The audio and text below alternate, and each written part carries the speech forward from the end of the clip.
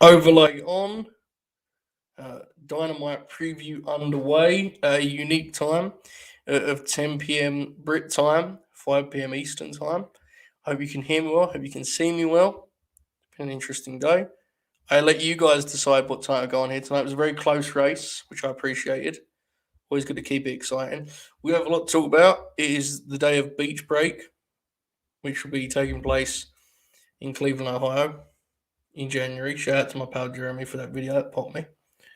And yes, I mean, I say there's a lot to talk about, but in reality, I think could just be an hour of me saying, yeah, maybe Johnny Gargano will show up, because that appears to be the discourse today, right? The discourse.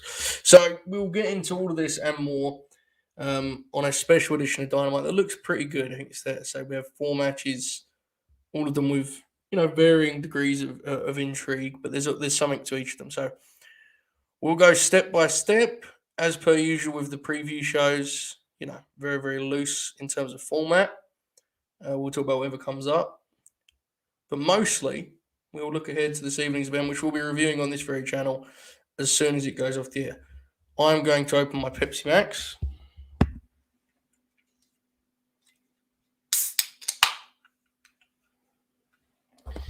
And now I will tackle the big topic of today that Jukes brings up. And this feels very important and worth mentioning. The alarming typo on Twitter. Now, this is very important that I make this clear, folks. I did not type EW or OO Dynamite. Instead, I hit the share button in order to share this program. And when I was, backspacing to type the live in whatever deal, I simply took out the A. As soon as I hit send, I knew I was fucked, but I knew someone would see it. I believe it was Jukes that saw it. You get what you get, I suppose. Before I'd even replied dunking on myself, he had dunked on me. In fact, I don't know why I said I believe it's him. It's definitely him. Here's why he brings it up on this show, because he wants a victory lap. Fair play. You get one. It won't happen again, folks, okay? Everyone knows that I lead the way in terms of social media games, as you can tell from my monthly rebrands. Bob O'Neill yesterday was fined for his usage or lack thereof of Twitter. So a lot to talk about in that regard. But we keep that within the boardroom. So any questions on that, I will answer them just for this one stream, but never again. Okay, I see everyone fired up with the countdown as usual. No shot, Johnny shows up. I would say it's unlikely. I wouldn't go as far as no shot, because I've done this game long enough to know that would make a great big dumb fuck of me, but I would agree that it is unlikely and people are wrong to expect it. My God, that'd be interesting. Howdy. Is this going to be another time where people ruin the show for themselves by thinking Gargano is 100% turn up, then doesn't? Probably, yeah. Although, I don't really have much sympathy for that kind of bullshit. It is what it is. So how does the Code Man earlier in the night overshadow the Lights Out match? Well, he's going to get some juice, I would assume. That's actually a really interesting element to this, right? How much overlap is there in terms of content between his match and the Lights Out match? I mean, the Lights Out match should have all of the kind of... the Lights Out match should have like all of the violent physicality and gruesome shit, but I think we all agree Code Man's going to find some of that in this ladder match. I hope I'm going to get a stunt show in that ladder match by any means. So it's a good question. Luckily, Cody will have the answers for us in a few short hours. I will say, though, and I think everyone knows this is not like coming from anything but a place of sincerity, that the ladder match kind of is the one I'm most looking forward to here tonight. I have to say, I think this could be good, folks. I have a good feeling about it. The Lights Out, I'm confident will be good, but there's less of a mystery to it to me. There's something to be said for this WrestleMania 10 setup. Now, let me tweet this here. Hang on a second. I'm sorry, folks. I have to do this promotion on the air. Okay. Freudian slip, fed turncoat, factual. Factual again. Do not do this. Um, is everyone aware that the theory of Beach Break being the Orange Cassidy special instead of it being about beach in the winter? Last year, humiliated Miro, Kip, and Penelope. Well, that's his finish, right? But the point you're making is it's just that's the overall point of the show. Very fair. Could be true. Makes sense to me. Odds on a Wardlow face turn. Is MJF booked for anything tonight? Because it kind of felt like that was something that we could lock in, but maybe not. I'm mad about the haircut. I should be wearing a hat. You see this? He's actually straight, but the light is here. I'm not a professional podcaster, so I don't have all these lights around me. The light is here, so boom. Next thing you know, looks like my hairline's been fucked. Sorry to hear that. Factual. TK doubling down on gory self-mutilation, also factual. Lights Out will have lots of interference. Another reference to Johnny Gargano. I'm just messing. But yes, it is possible for sure. And you're right. Either way, there will be interference. Both Cody and Sammy are pretty mental, so I think there'll be some really insane but dumb spots. Factual. Cody wins by climbing a ladder that's been set on fire and grabbing the also set on fire TNT title. I like it. Okay, let's stop there because I see a lot of comments about it. So we'll do that now. Sammy Guevara, Cody Rhodes, a TNT title kind of, direction I didn't see coming, even though Jeremy warned me many, many, many times. I'm fascinated by the result of this match. I think it's easier to see a Cody Rhodes win within a ladder match. You have to pin Sammy again, which is nice. But I know there was a lot of bars and a lot of scuttlebutt about Sammy winning it back at Battle of the Belts. If so, and he's going to do that tonight, I'm really intrigued as to what the plan is for Cody. I'm kind of fascinated to see what they do with that. So that'll be something that hooks me tonight. I have to admit, in a nerdy way, the result is my main intrigue. I think the match will be really good, and I'm excited to see how they approach it. But the result is kind of befuddled me, the whole thing, and Cody's promo last week didn't make it any easy to read, so I'm looking forward to find out. I don't think I want either Cody or Sammy to be TNT champ. I don't really disagree with that. I get you, Ben. I'm hyped for the ladder match, but I'm really looking forward to the next bit of the story related to Cody's character more. That's fair. I've said it to you guys before. That's not my thing. I get the appeal of it, though, totally. I get why it's interesting.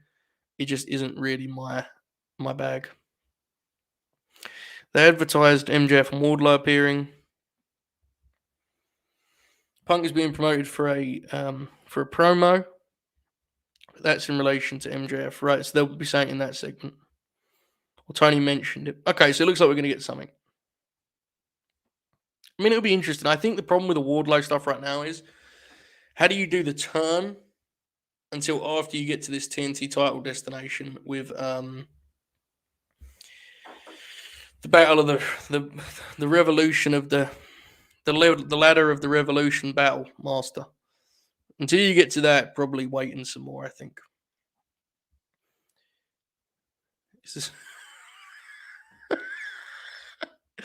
Wyndham's not coming. I'm not doing this again. Cody wins after pedigree and Sammy off ladder before screaming, "Bring me Jarrett." That's a money angle. Inferno ladder match. The setup is for Wardlow to take the TNT title, so Cody has to win, right? Yes. The Wardlow thing being paid off with him killing Cody does feel like a very feasible destination. I would agree. Thank you, Jay Shell. I hope you're well. Andrade should be the TNT champ forever. Just having bangers on TV. Yes. Hopefully we get an Andrade match soon. It's been a long, long time, it feels like to me. I mean, a TV match. I know he's done some stuff on the C shows, but in terms of TV, obviously he's doing this thing with Darby and he bought the HFO, which is now the AHFO. But hopefully we get a match. Maybe we'll set one up for Rampage. That'd be nice. Face of the Revolution ladder match. God bless.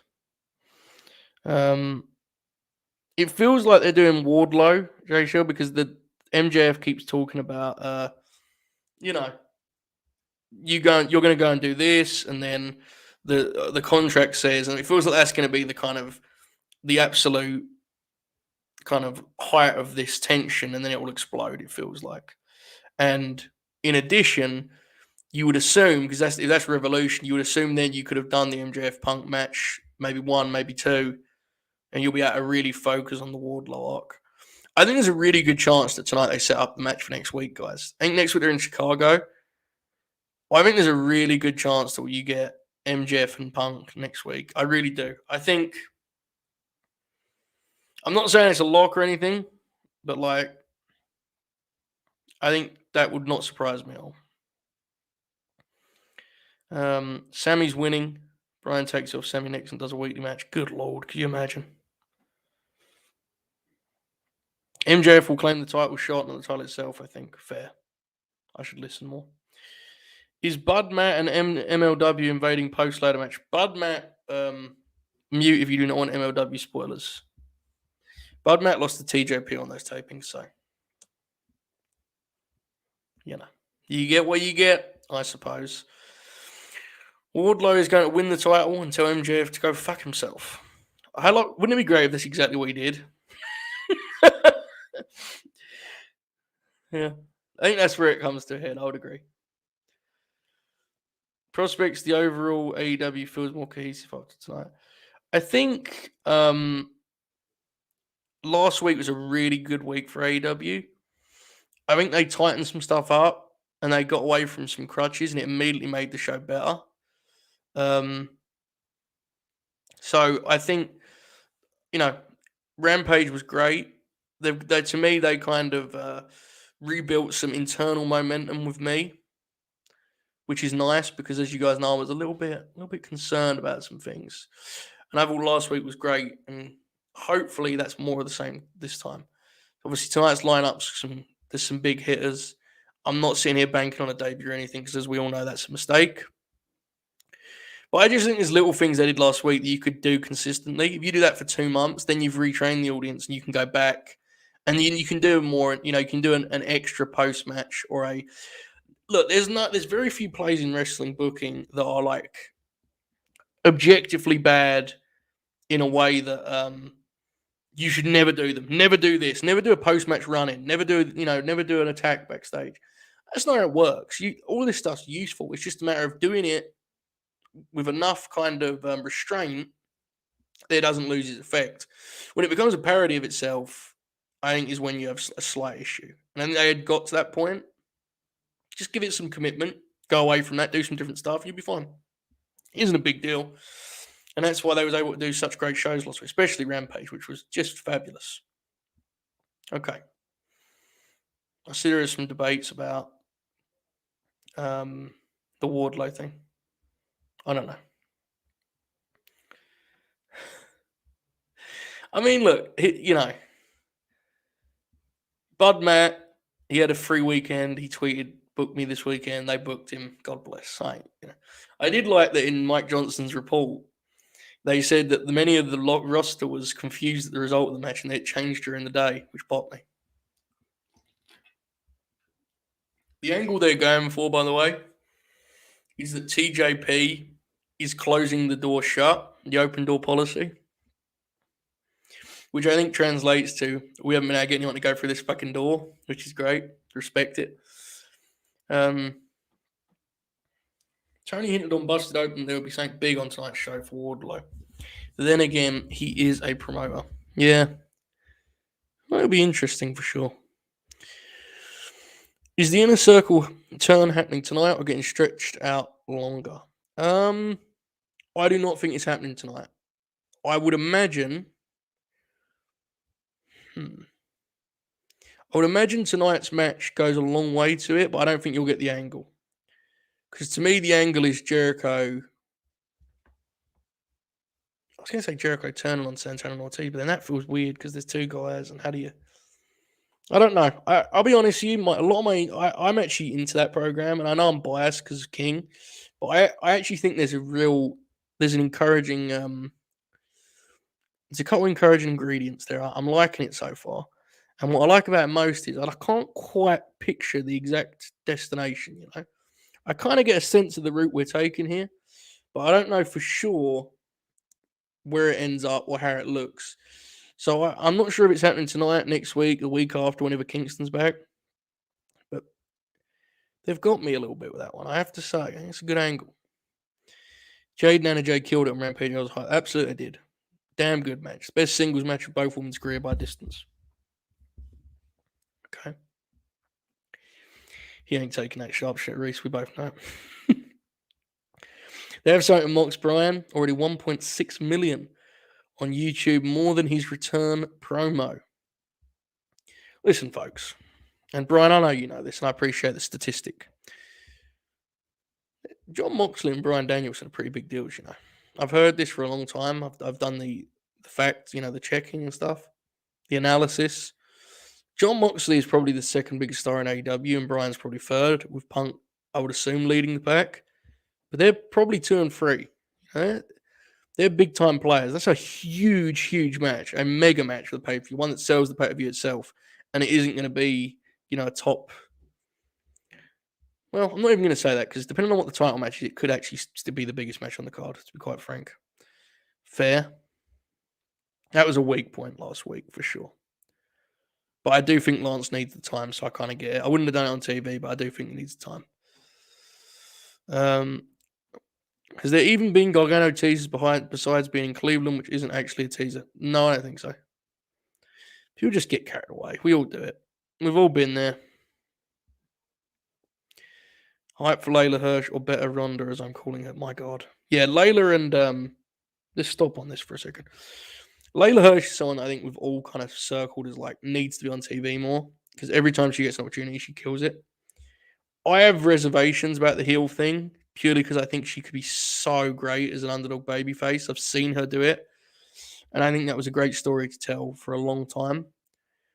But through like 2 weeks, she appears like she's going to be awesome at this kind of Taz-esque vibe of the really angry, aggressive, smaller wrestler. So I think the chip on her shoulder and stuff is going to work. I think it's going to be good, and I think the match with Red Velvet has a lot of potential. I like Red Velvet. I think she gets way too much hate. I think she's pretty good and has really been impressive in certain major spots. So I'm pretty confident that match is going to be good. Garcia should pin Jericho tonight, and then Santana and Ortiz should leave him. The problem with that is I don't really want Jericho to be the babyface, you know. So they would have to leave him in a way where the crowd agrees with the decision because Jericho's a big old dick, like he tags himself in or something. For me personally, you may disagree. Bud Matt is kind of the opposite of Cardona right now in terms of self-promotion factual. Cardona's very good at that. Bud Matt's very bad at it. Makes sense. Tonight should be tremendous. Agreed. TJP is the anti-Cody. Confirmed. Breaking doors. Rest in piss, bozo. I think he costs. I think Proud and Powerful, one of those guys is getting pinned because Jericho does something dumb. And that gives credence to Kingston's point. You think we need to start judging AEW's overall product in a less forgiving way, given the roster and the stakes for them needing to be top flight in every aspect for the sake of the industry? I think there's definitely a balance. I think it's important to kind of have wrestling analysis, and this some of you that do wrestling podcasts, I hope this helps some because this is something I've learned. You can't every week do a kind of state of the union address, right? You can't every week take a bigger step back and look at the big picture. I think, and you know, those of you that watch content, I know you're one of them, know that I like to do that probably more than I should sometimes because you do have to review week to week. Otherwise, you will drive yourself a little bit crazy. In terms of AEW's overall product, I would say they're doing good. I think they could do better in ways that we've discussed before. I also think that, you know, they benefit from a pretty thin, you know, landscape, some slim pickings out there, which isn't their fault by any means, but it just is the facts that a mediocre week for AEW is still better than the norm elsewhere. I would say there could be more analysis about AEW's, performance for sure. I think, You guys know that I've been doing it a lot recently, and people get kind of mad. I don't mean it to be anything scathing. I do think sometimes people are a little bit. There's a balance there. Like some people get stuck too much in the week to week. There's conversations to be had for sure, and those conversations will come and they will go, and we'll have them as when necessary. We're still 6, 7 weeks out from Revolution. TK seems to not be able to pay per view anymore until like 4 weeks. Yeah, he's that's been a trend as of late. I don't mean it's wrong necessarily because you want the TV to be hot, but it is a thing that it can kind of come together in a little bit of a hurried fashion. God bless. There's a possibility that we get another Jericho faction this. I agree. Jericho and Haig versus Santana Ortiz. There you go. One case of that. Yeah, PMP leaving is the play, right? I don't think they'll ever completely break up in a circle. It'll just fade away and go back to when they think. Well, I know that all the guys involved have kind of felt like it needs to end, which is what pops me. So I don't disagree, but I think this is probably the way to change something with Eddie Kingston involved, right? I don't want Santana Ortiz to be heels, me either. I'm sorry, guys. I'm trying to scroll here. If Mox keeps his numbers out, he could be a top player in the company. He's, John Moxley, brother. As good as it gets. Yeah, I was never this. I was always. It pops me to some extent later in Team Taz, but I always just think babyface. She can really play that role great. You watch the match she had with Camille, especially, or even her performance against Jade. I didn't particularly like the match, but her performance against Jade was indicative of that too. What we got here? One of my mutuals said the Archer match had to be long because of the principle of the show. Your thoughts? I thought that was I think it was a weird week because they did more squashes than usual. And I think they wanted to get Lance some time, and they decided they were going to do it on TV. And I don't know. I think there was a lot of factors at play. I think Lance clearly needed the time. I don't think I'm being unfair to say that. And that's fine. He deserves it. But I did think it was a lull in the show for sure. The match for Hangman at Revolution is Punk, in my opinion. That's interesting. Very interesting. I agree. I think Jade's someone that will absolutely. Sorry, Jade. Red Velvet is someone that will absolutely make the most of what Layla can be as a heel here out the gate. So it's a good matchmaking. I think Eddie gets involved and causes the team to lose and then blames it on Drew. He may. I don't know if King will be there tonight, though. I think they may actually have him sit at home for a couple of weeks.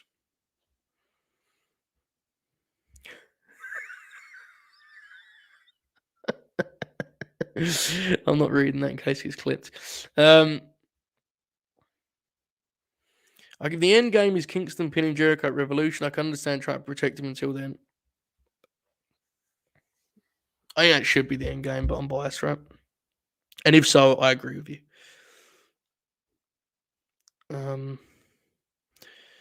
There's way too much constructive criticism to offer than slamming anything with terrible. Yeah, I think I've talked about this before. I think sometimes with the Twitter stuff where there's like accounts that just collect bad takes, I get it. I understand why it's funny, but not everything that isn't the uniform opinion should be just thrown away. There's interesting conversations to be had, and there's stuff AEW could do better.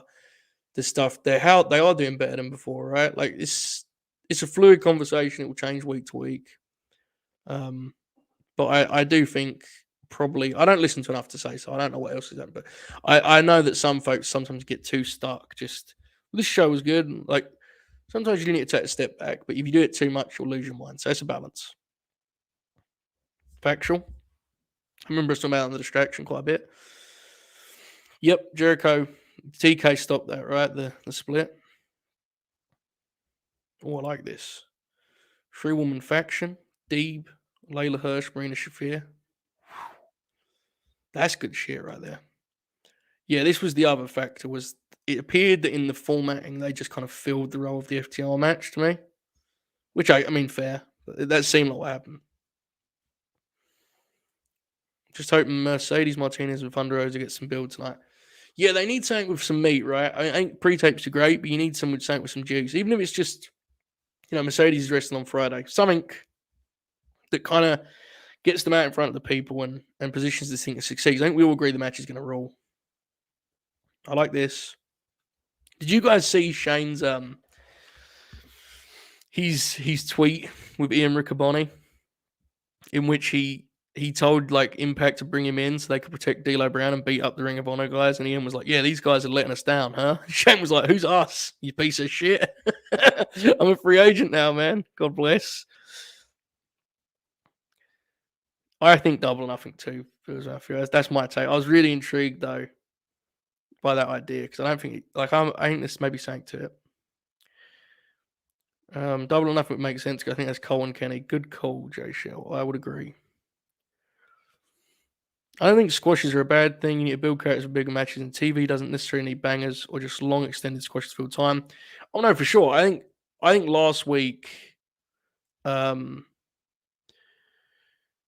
I think last week was a real triumph in the sense they did squashes. I just think it affected Lance negatively because they looked at it and was like, we need one of these matches to put some time in, right? Because you had Punk, you had Serena, and you had the House of Black or the Kings of the Black Throne. So I just think it was a unique week in that regard. And we'll see if that continues. Obviously not tonight, but in the weeks coming forward here. Yeah, for sure. I think there's something to be said for Jericho using that as a storytelling. The idea that he hasn't won any big matches and that he can't hang in the big leagues, that stuff. Do you think there's any chance that Jay White goes to AEW? I mean, there's absolutely a chance. I mean, he would be a big, big deal there, man. A huge signing. But he's locked in to New Japan for a while, I think.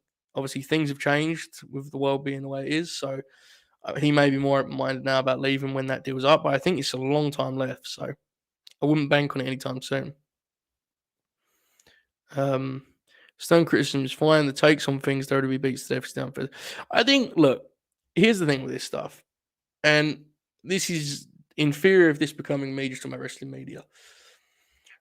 I think it's very important when you give an opinion on anything to always kind of try your best to remove yourself from it. So like there is stuff on AEW that I say I don't like, but I will try my best, and I sometimes fail at this. We all do, to make clear that does not necessarily mean it's bad, right? So, for example, I don't really care about the MJF CM Punk thing, but I've said before, and I'll reiterate it here. I think it's objectively working. I think it's getting over pretty damn huge in the building. I just think sometimes people are so, and I do it, we all do it, locked into like making it clear that your opinion is the correct one. And it's like, it's wrestling, There are very few things that are black and white. So sometimes I think we lose sight of that. And sometimes I'll be reading the chat.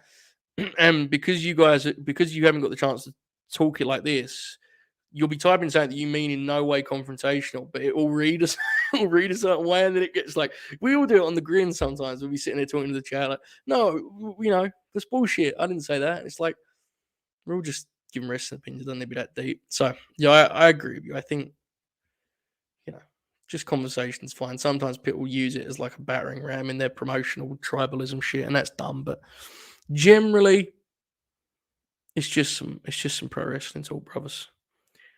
Megan Bain coming soon. I think they'll take their time on Dark for now, though. I think Jericho going full heel against Eddie, stating the facts. Yeah, I think Jericho is going to really be good in this program, guys. I really do. I have to say. Reckon we get any spooky lore tonight? Oh God, sure. Keep in mind the Owen Cup in May. No idea of the format. Who's going to be in it? That'll be very fun, though, right? I'm looking forward to it. SmackDown 6 here was one long match, several sub 5-minute matches, and character sketches, promos. Very watchable TV. I definitely think AEW can be too heavy-handed with the 10 to 12-minute matches. However, I generally think it suits their talent pool better than some of the alternatives,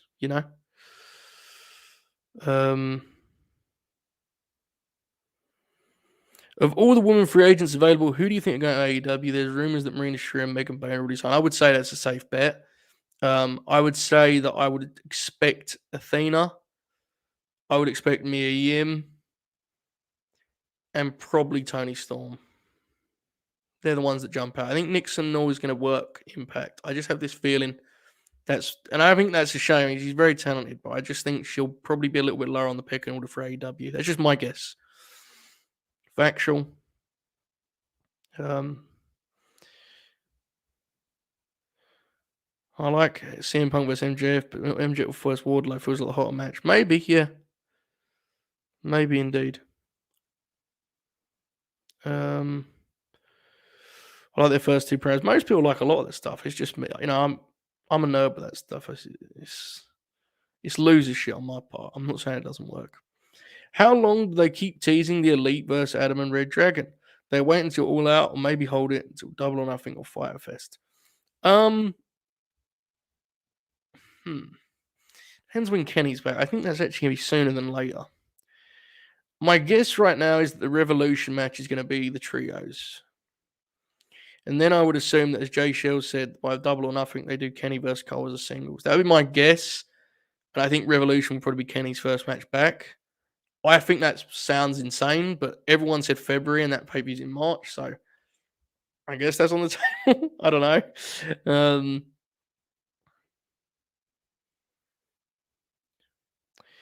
What equipment do you use for podcasting, Joe? I'm just curious, not trying to take your job. I always forget to try. Well, the thing about this stuff is people will be shocked at how little they wouldn't actually, because they can hear and see how bad it sounds. But it really doesn't take a lot. This is a very cheap mic.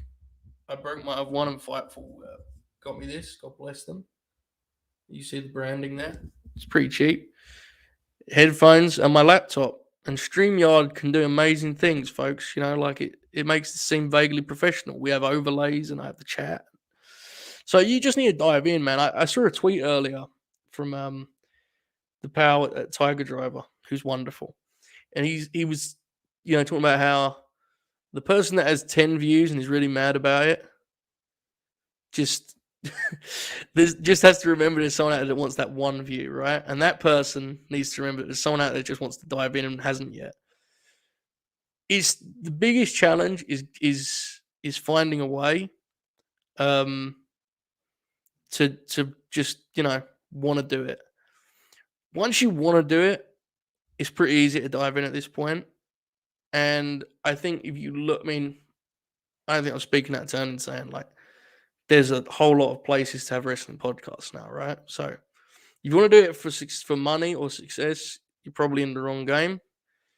But if you want to do it because you want to express your opinion on professional wrestling and just have an outlet, then brother, dive in. There's a whole lot of possibilities. So yeah, in terms of equipment, it's really just these headphones and this mic, and that's not a whole lot. My laptop runs all of these damn streams, and God bless it. I think more people care for the Punk MJF promos than the match itself. I would agree with that. I actually think the match will be pretty damn great, but I agree with you. You think if AEW starts touring internationally, they're ready to do Craven Cottage, do you think they could sell out a venue? I actually do. Yeah, and I think they're going to do that in the summer. I think that's going to be a mega event, folks, to be quite frank. I get the sense that's just going to blow up here. I really do. Kenny was doing rehab. Hopefully he's back soon. Hopefully he's good, most importantly. They haven't overkilled triple threats. You could do Jurassic Express, Young Bucks, Red Dragon. This is... Uh-oh. I cut out then. This is interesting because I was wondering about the tag title match. It's a good idea. I don't love it because I don't love those matches, but I agree they haven't overdone them. So that works for sure. That's definitely a possibility. I think the end game for the Elite is for all of them to reunite and then feud with the Bullet Club. God bless. If you get that right, that's a big deal. Clearly waiting out Roddy's main roster run for a Blood and Guts match. Never know, folks. The mic broke. God bless it.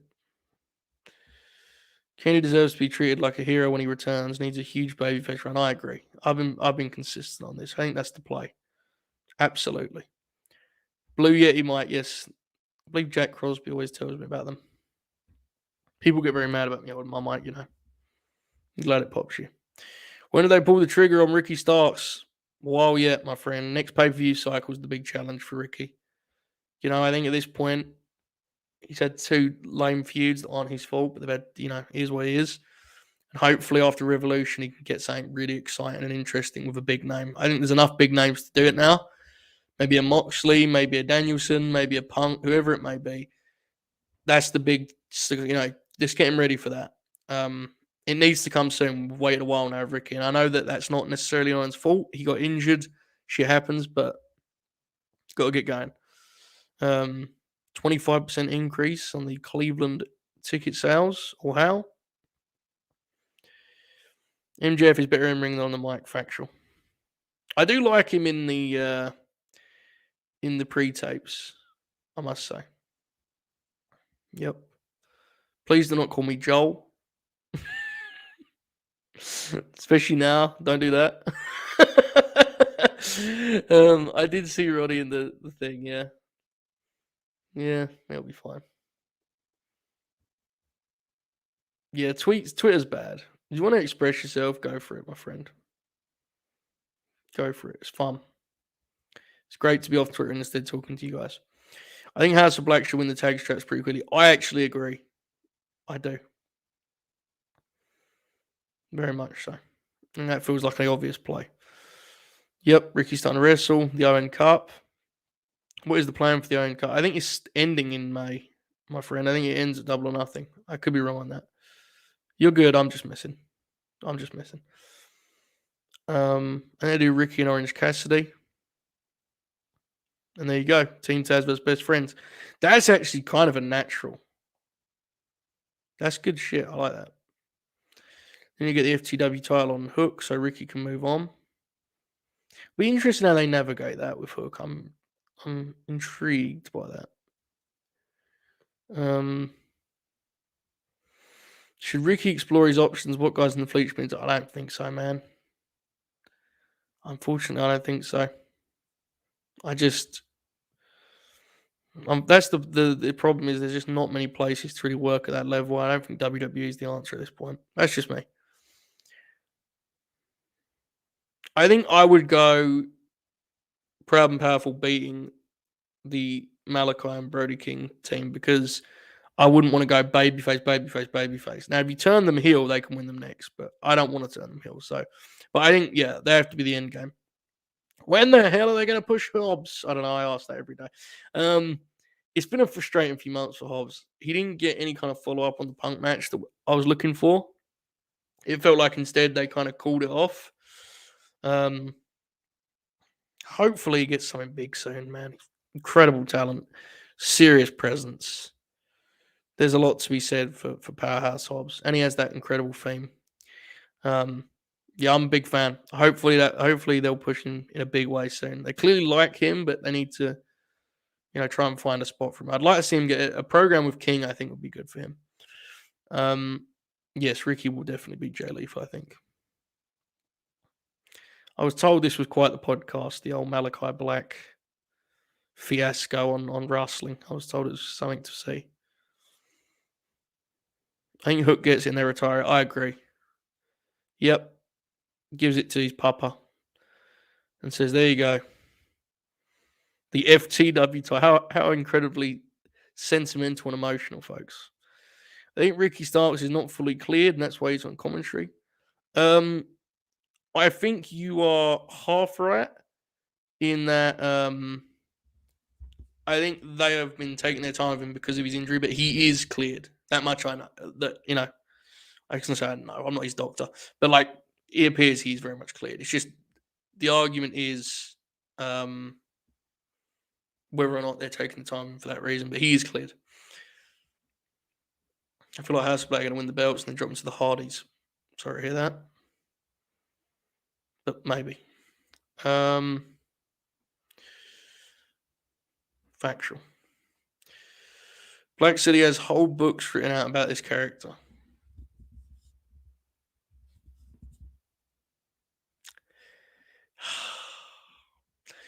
Hobbs is really the guy I'd love to see be the next TNC champ. I know that Wardlow and Dante are probably slave. I think he should be ahead of Dante, man.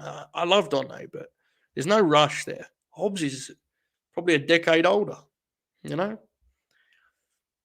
Team Taz just needs to wrestle more together. Hook is pulling away in terms of, there are some guys that get into kind of a rut in terms of TV matches. And I think Team Taz has been a victim of that. And I get it because you can always give them a presence on TV, but you need to just, you know, it's saying that needs not fixing, but it's saying that needs put a little bit more attention. I would say need to just even if you do Wardlow got those squashes on TV, just do one of those with Hobbs a month. Get him some TV wins. That's what I would say.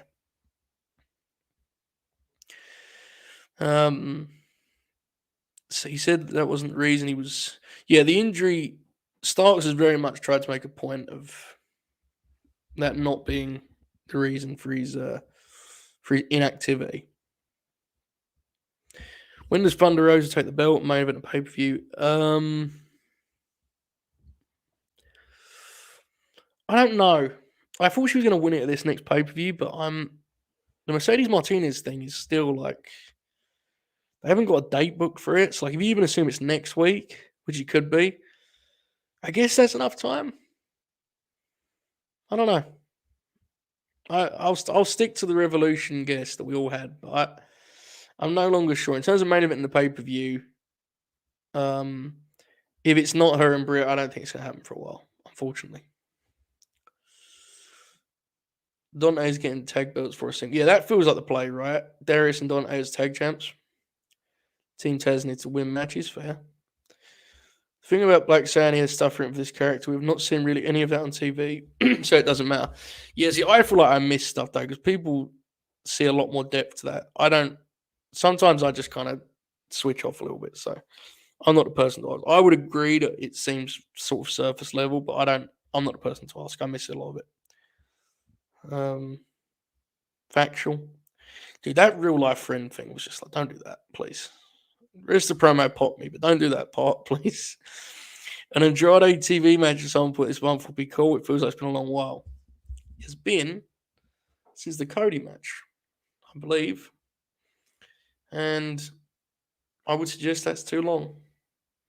I'll check now via the world-class cage match. Andrade is still only 32. Good lord.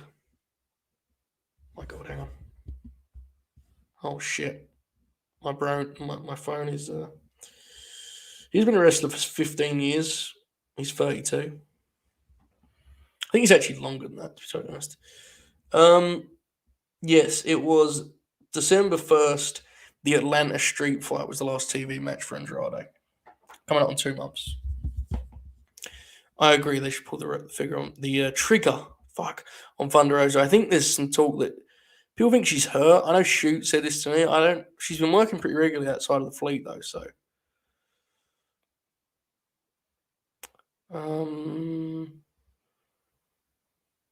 Not like they announced pay-per-view women's matches early anyway. Fair.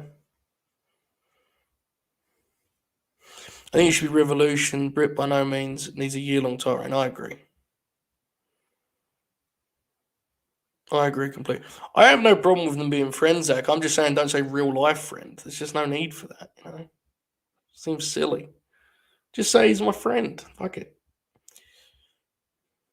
Yeah, Leo Rush thing didn't work. That's a shame. It's almost 2 months, man. He could be wrestling on Rampage. I don't know. I don't want to say he hasn't wrestled for 2 months and then someone says it's January 26th, then they'll get mad at me. It's almost. They'll play out. I believe Andrade actually started wrestling at 13, JShell, so I could be wrong on that. I'm pretty sure that's the truth. Yes. Yeah, Rio started wrestling at 9. She's such a great wrestler, man. I was getting mad looking at some of her Fleet 50 ballots. I'm not gonna lie. Andrade keeps finding people he wants to buy. It distracts him. Factual. So my God, 45. So tomorrow night, guys, about This time we're actually in 20 minutes. So it'll be 11:05 Brit time, 6:05 Eastern time. Okay? I'm going to unveil, reveal the Fleet 50 results with the confirmed shoe. He doesn't know them. And today I've been tallying I've not just put the results down, but I've also got like the lowest, ranking, the highest ranking. Some of these results are incredible. There is a wrestler that hasn't made the top 50, that was only on one ballot, but got a top 15 rank. God bless. Great. An incredible experience this truly was. The range of results. And we have a close down to the wire, folks. Down to the wire. Pillman Jr. is not in the Fleet 50. He got like a handful of points.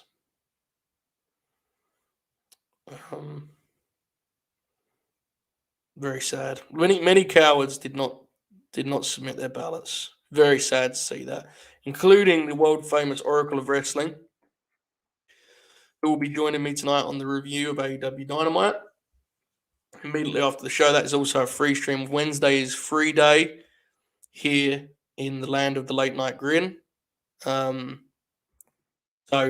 yeah, you can look forward to that. Set the reminders. I'm going to post it after. Yeah, you did get a couple of points. Yes, it is slightly too late to submit a ballot. Just trying to figure out the top 10 broke my brain. It was hard for sure. This is the chat. This is the attitude. Look at this. A pro here, folks. That's what I like to see. The amount of late ones I got, incredible. Some very esteemed folks sent me. SP3, Steven Jensen. Good stuff. The intention is that Oracle will watch the show, but he may not. Why does Oracle review a show he hates? Oh, bless Oracle, man. Bless. He enjoys it. He has very different wrestling takes, I don't know if you guys just saw the historical Oracle, but like that's Oracle much more in his wheelhouse. Just having a whale of a time talking about ECW 1995, getting fired up doing a Bill Alfonso impression.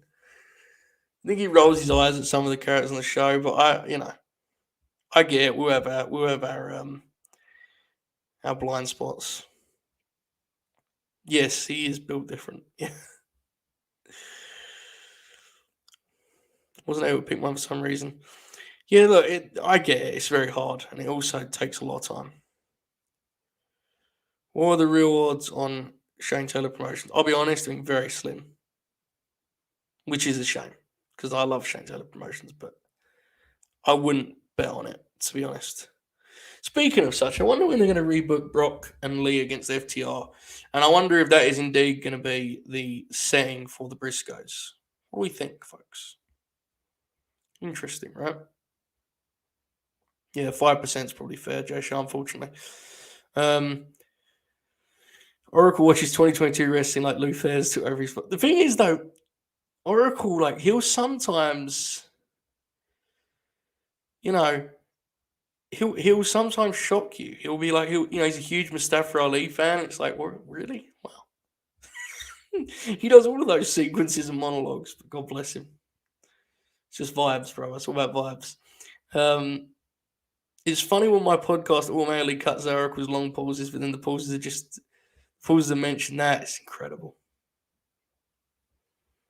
That rules. Do you think Shane Taylor Promotions signs with anyone? Not as a group, unfortunately. No. Shame, but I don't. Shane will land somewhere. I don't think the Briscoes come to AEW, or maybe not. I think that'd be a shame, but maybe not. But I get it. There's a lot of issues there. We're getting excited over Kenny workout video. Blade just posted a pic of him and Butcher post pump, and Butch looks good. God bless.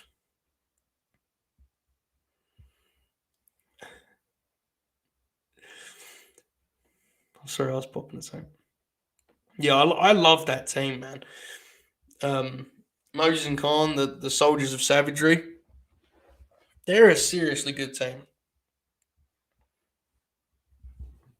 I strongly recommend folks seek out some of their stuff. Maybe not having classics, but just fuck, they have a certain star presence. You've seen it in Khan. They have very different builds. That makes them a really fun team. I think they got a real high upside, and as you said, Khan is money. I think there's a chance that Shane is just there when they come back with Ring of Honor. As much as I like the act, I don't know.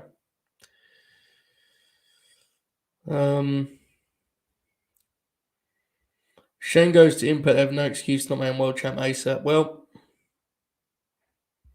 you get what you get, I suppose. Are there really that many issues with the Briscoes? There was a tweet a long time ago. I believe there was two. The problem with the Briscoes thing is, and this is not my topic to really, everyone knows I'm biased. I love them as a team. I get it.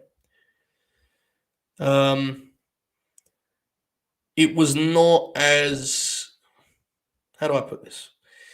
Because they don't really talk about it, and because obviously no one asks about it because this is professional wrestling, it's kind of become one of these things that just exists as like an asterisk.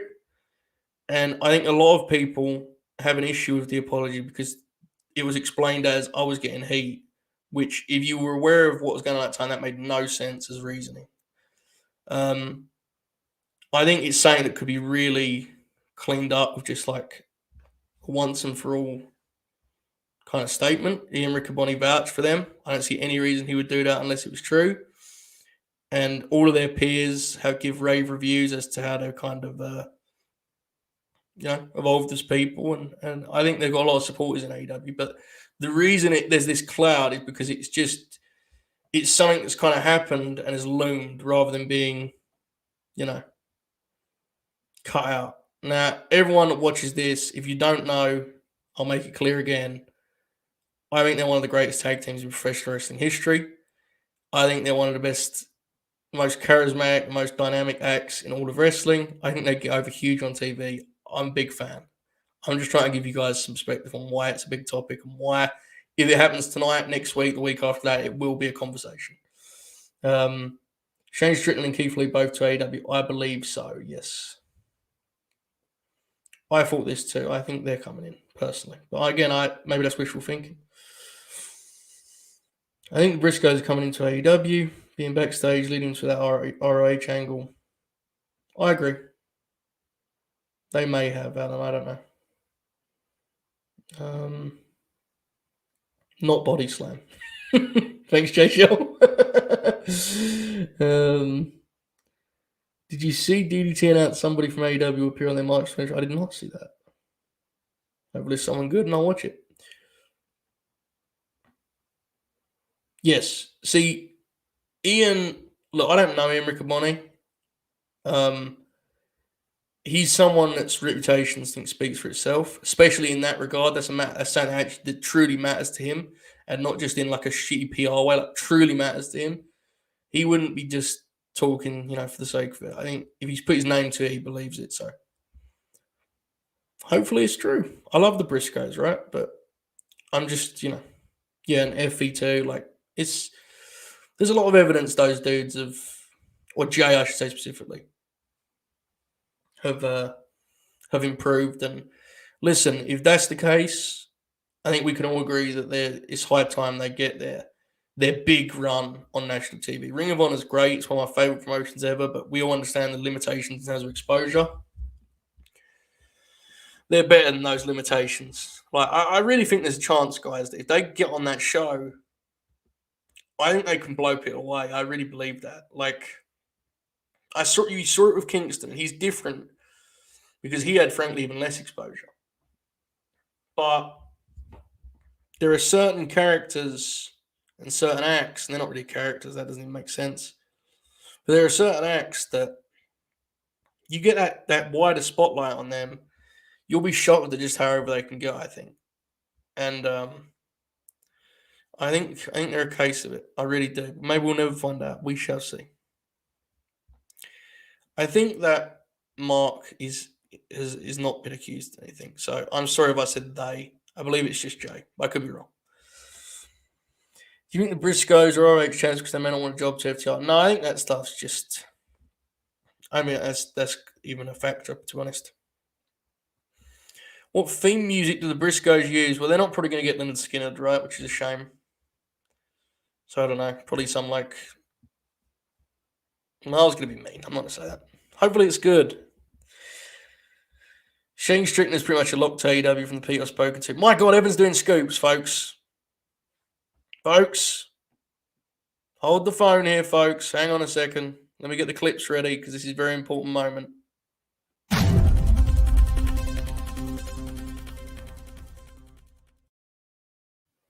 Appears we have a scoop stir among us. Power Evan Wright says Shane Strickland is pretty much a lock based on the many sources he has spoken to. So is Athena. Breaking news. Yes, this is the big time pop. I just don't know if they'd get that. It feels like that'd be expensive, right? I don't know. It just feels like it would be. If the Briscoes really go to AEW, I'd like to stop myself from swearing like I was on the television. What the fuck would they do with the tag belts? Maybe a full-weight revolution or just focus on the FTR. Just the FTR feud for now, I think. Yes, Shooter is filming a movie. Evan getting bigger scoops than Bob. No, that's not hard. These scoops have ended. Dried up. Out of there. Bobby's been banished from the land of scoops. Breaking news is the most underrated late night Grin graphic. Agreed.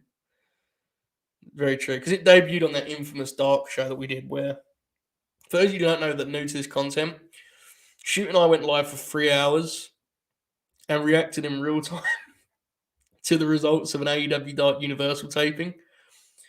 So, like, it would just be us sitting there for 5 minutes and then we'd be like, Adam Cole was working Anthony Green. And obviously we can't see the match. We can't even hear if it's good. We just did that for 3 hours, and the breaking news we played every time there was a match announcement. It was quite the show. We'll do it again one day.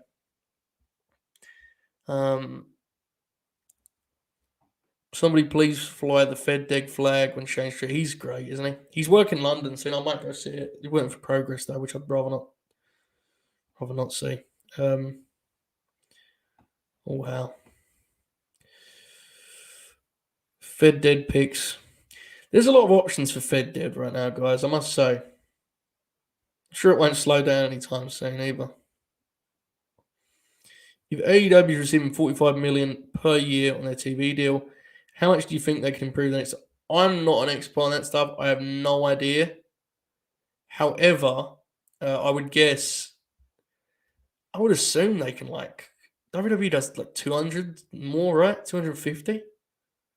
I guess they could double that. I don't know. Josh says the Skip Bayless video is the worst late night Grin graphic.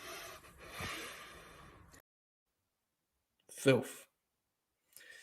Strickland work in progress next month. Had to make sure he's not arrested before signing of AEW. Plus, that'll be watchable on there. I don't know if the network deal still going to live though.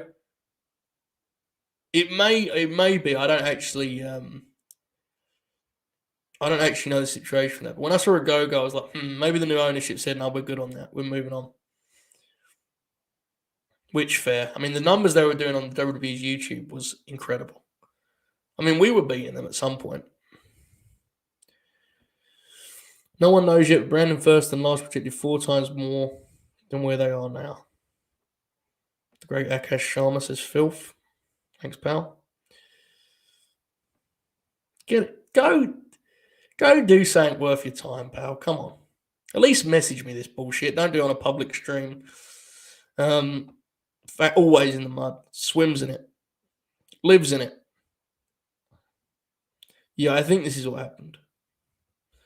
I believe that, and this is not a scoop, let me be clear, because I know that I may seem like an expert on the UK scene, but anyone that knows me knows that's not the case. I'm simply guessing on the Agogo thing felt kind of telling to me. I didn't hear much about that first show. Did anyone know if it was good? Any reviews? And you get the Shannon Sharp clips rolling, factual. That's good. He's very, very good, right? Good worker. Great punch. You guys don't realize how many of these clips, like when I want to get one, I have to scroll through like 15 clips. It's brutal. It's the difficulty of having so many bits, brothers. I think the police should probably be called, regardless of this, based on the fact it's British wrestling. I saw a thread saying the pacing was weird. At tracks, yeah, that's about right. This is very fair. I would like everyone to know as we reach the hour mark here that I too wanted to get a nap. I was not able to because you guys voted for this time slot. So instead, I'll just stay through to AEW Dynamite. Let's go Ignite indeed. You guys' fault if I'm very tired talking to Oracle tonight. Joe didn't see your GCW review, but lost Outlaw Jericho main event Mania. Yes, factual. Him and Brock Lesnar, brothers. Yeah, I like it. Jeff was good on that show. I was happy for him because as much as Jeff's a meme, and rightly so in many ways, it's been nice to see his kind of resurgence because at one point it was looking pretty gloomy, right? It wasn't looking too good, pretty dim. So I'm glad he's well. He looked in great shape. Hopefully what's this? Here we go. Hopefully the new owners stopped all the spoilers on the shows and then uploading it to the website a week later like the previous ones. Yeah, well, you get what you get, I suppose, brother. Jeff Jarrett hitting the stroke over. Good Lord, man. God bless that. I still can't believe he just won flat like that. That was incredible, wasn't it? Yeah, you do get the sense that Jeff's... I think... Look, speaking of guys that are memes, Comrade is, there's a lot that comes with that. A lot of baggage that comes with your conversation, but... Dude's... he's done... There's some good shit that's come with his podcast adventures, right? It's been nice to see. Jeff seems like he's really enjoying it. He takes it very seriously too, which I appreciate. Not everyone's that way. The match legit ruled. It was like a Memphis-fed hybrid match. Is short, way better than the Cardona mess. Yeah, I don't disagree with that. I thought Jeff was a top 5 worker on the show pretty easily. Pretty easily. I think the only problem I have with the match is that unfortunately, and this isn't even a criticism of them, but I think it was kind of wasted on that audience that didn't. I think there's a world in which Jeff can get real heat, which pops me tremendously. I don't think that actually, to me, a lot of that stuff's wink in GC, especially that crowd. It was too, it didn't feel authentic to me, You give him I don't know, give him something more substantial in front of a different audience. I think you can be actually very good still, which is hilarious because I'm not even a big fan. But he has the fundamentals down. He can always throw that punch. Always get some heat. He's a hell of a villain. Double J should take back the National Wrestling Alliance factual. I want to get into my world, but there's 30, 43 episodes. I would say, and I mean, don't sacrifice the late night Grin. That'd be bad on me to say that, but actually do because the My World is much better. And just don't sweat doing all of them. Just pick out particular topics. So for me, the WWF ones mean nothing to me. I don't give a shit about that. But the Daddy Buys Dallas episode, which I listened to today because I'm a few behind, incredible. Because if you know anything about that story, that's an incredible story to begin with. An insane decision. And, I'm sorry, I was reading something for me. And at the end of it, bless him, Double J is I'm proud of my dad for that, He risked it. He tried his best. That explains so much about Jeff Jarrett, man. How can you not admire that, all right? And yes, as the good brothers say, the TNA ones are incredible. Deep dives into putting the company together, into all of the corporate side of things. Amazing podcasts. I don't think most people hate it now. I think a lot of people are on your side with that match. I think there's a lot of good in it. It just went too long, I thought.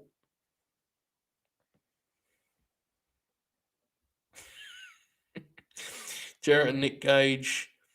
Yes, Jeff should teach everyone how to throw punches, to be honest with you. Double J says that he's... My God! Is Double J rebranded this the Empire? Jesus wept. I started. I started. I stopped. I'll do it eventually.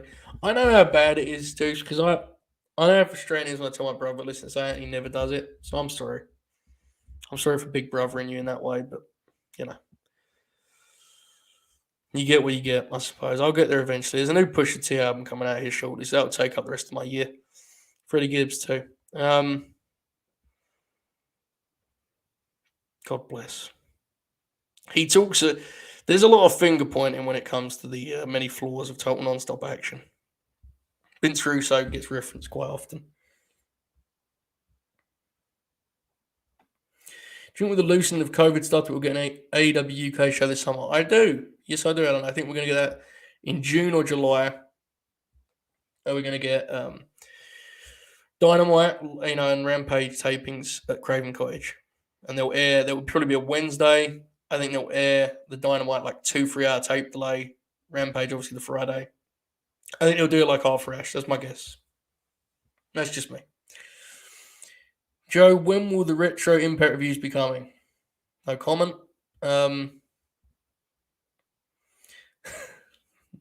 Bless Impact, man. I have my limits. I'll do modern Impact, but I'm not doing that.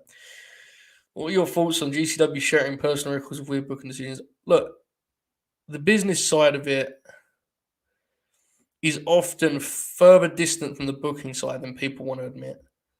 There's a lot of weird shit they do booking wise, but they have a vibe and they have an energy that people are into. So hopefully they can build on it. It was a massive success. Hopefully they can get more shows like that. I don't know if it'll ever be my thing, but that's not the point, right? It's not supposed to be for me. So good for them. I saw Brett's tweet. I thought it was pretty neat person. I'm sure everyone dunked on him, but that's Twitter.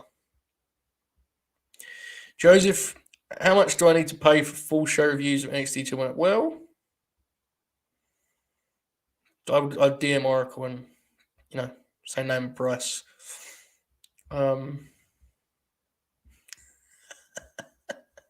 Step down, man. I know you're kidding, bro. I'm just joking around. Seriously, though, new push. Different. It's going to be a great year, boys. Great year. Yeah, the only reason I didn't say like a TV special is because I think they'll want to do like a big show in terms of talent. So I think it'll be a long one. And the best way to do that, other than a pay-per-view, which you'd have to do live, would be a long TV like Arthur Ashe did. Hope to see you there, brother. Favorite song off Daytona?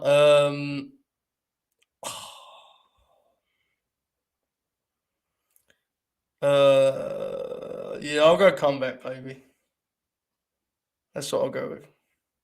They're all great. It's the album I've listened to most ever, which is I'm probably alone in, but it is true.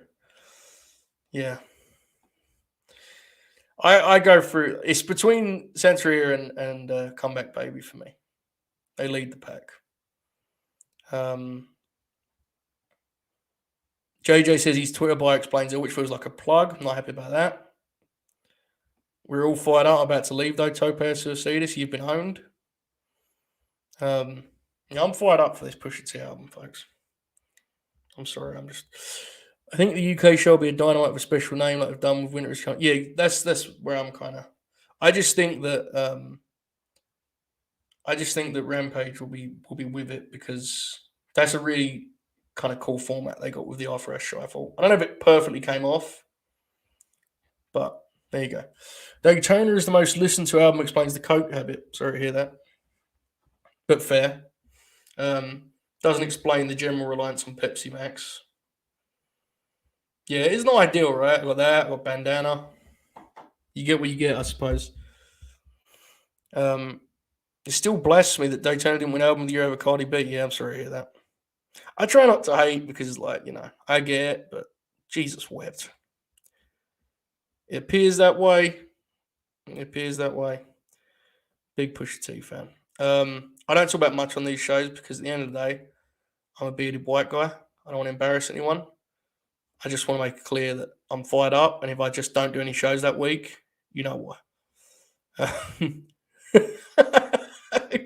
This is bullshit because Reese isn't even American Duncan. Like this is the kind of filth that I expect, you know. But Reese is one of our own, so to speak, you know. Brutal, brutal stuff. Okay, let's do like a final 5 to 10. Um, it's my favorite ever. That whole thing is magical, incredible stuff, and just the idea that there was more up his sleeve, extraordinary. Um, I know I forget people listen to this.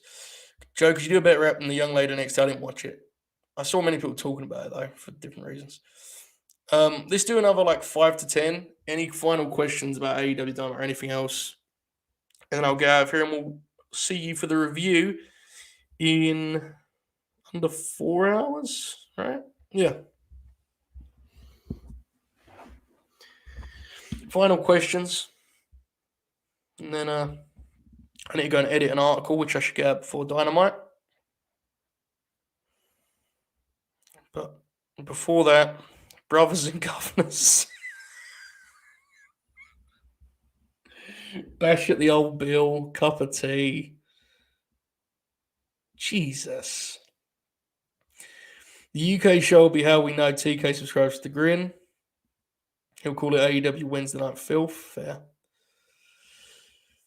Can we have Bob sing the entirety of Comeback Baby?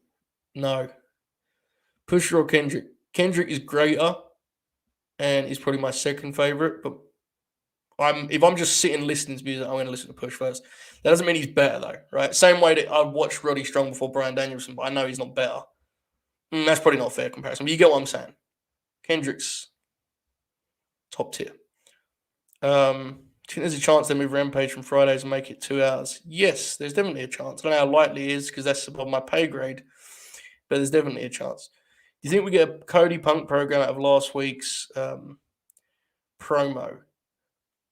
Not yet, but eventually, yeah.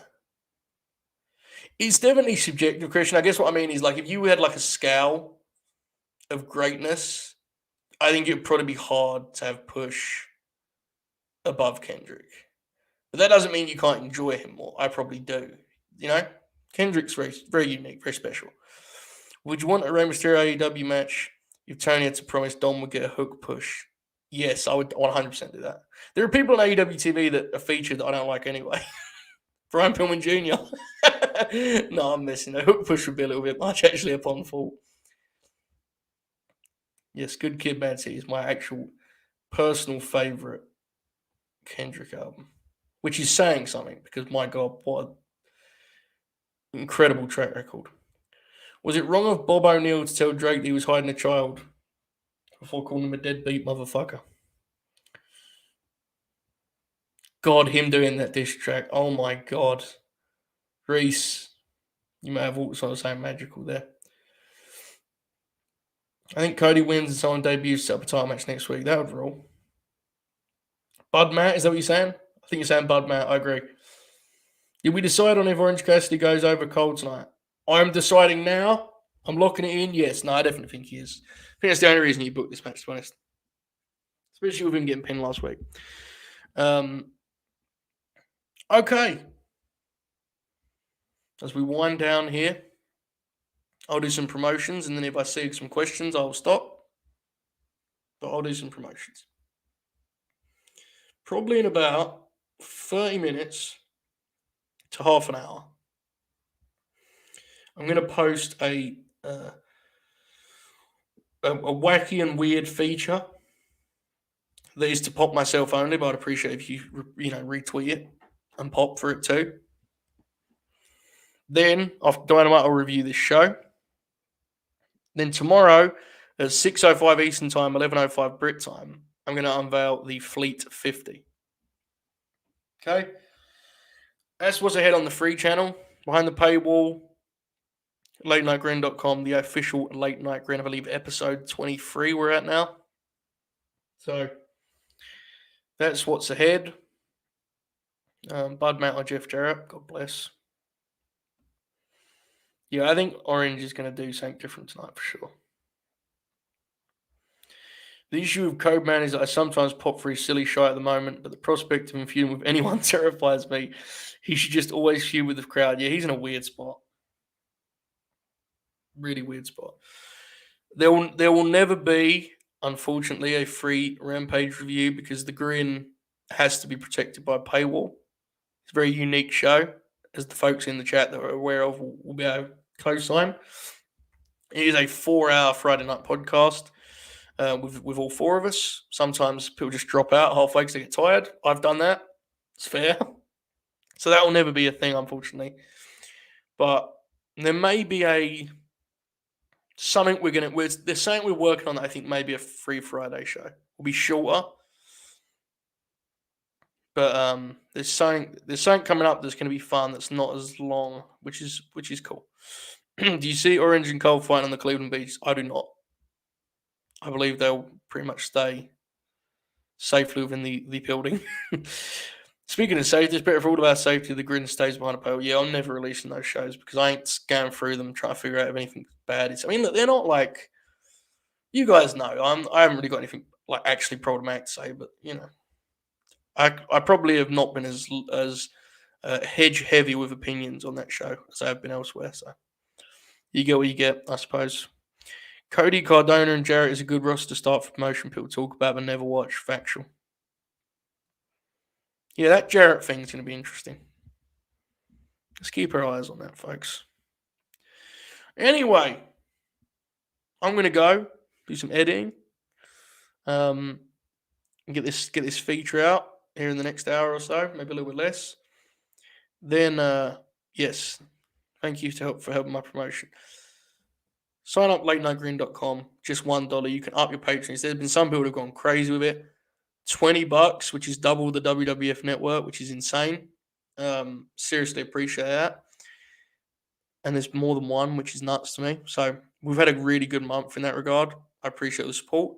If you enjoy this content, I think you'll enjoy the stuff over there. 3-4 shows a week behind the paywall, including the big one, obviously. But if not, which I get, there's a lot of options. For tomorrow night is another free show. So is tonight. So there's a lot to watch on here. And enjoy Dynamite. And I will see you all immediately after with the Oracle of Wrestling. He and I will talk about the show and pretend we don't disagree on it when he inevitably gives it a 5 out of 10 while I give it an 8. And always, yes, thank you, Ben. Bob O'Neill will refund you immediately if you don't enjoy the content. But he will only do the $1. So if you do 20 and you don't like it, you're fucked. Okay, with that in mind, I will see you all later this evening. All how.